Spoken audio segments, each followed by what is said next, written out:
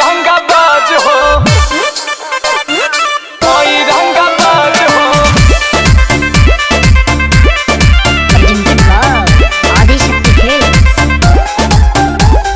भद देही सोनावा के सेट चाही, अब पटना में दूध गो फलहट चाही। एक 1 BHK, एक 2 BHK, एक में मैं रहूंगी और एक में जिम करूंगी। ओके जाना। भद देही सोनावा के सेट चाही, पटना में दूध गो फलहट चाही। अरे एक करे जा, तू जितना खर्चा करेबू हम उतना खर्चा करब। ओकरा खातिर हम भागल ना हई। आ जदी हमरा के छोड़ के गइलू तो बुझ लीह हम संतोष पागल नहीं। बन बुझे ज्यादा तू चिराई उड़न बाज हो तो बुझ ली हम हई रंगाबाज हो। बुझ ली हम हई रंगाबाज हो। तू जानत हुआ कि हम ग्रेड ए पढ़ नहीं।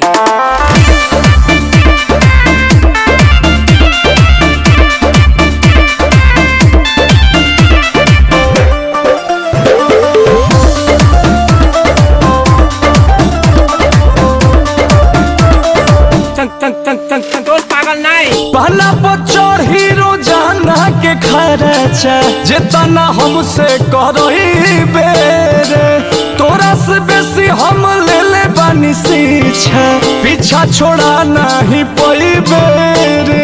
अच्छा के प्यार में हिसाब ना करा, माहौल खराब ना करा। बुझलो? अरे एक करे जा, जितना तोहरा से रात में बात कइले बानी न उतना केहू औरी खाती जागल ना है।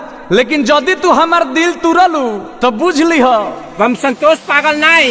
बन बुझे ज्यादा तू चिराई उड़न बाज हो तो बुझ ली हम हई रंगाबाज हो। बुझ ली हम हई रंगाबाज हो। मारम ना एक फट की एको भाषा ना बोलबा कोनो विषय में। हई रंगाबाज हो, हई रंगा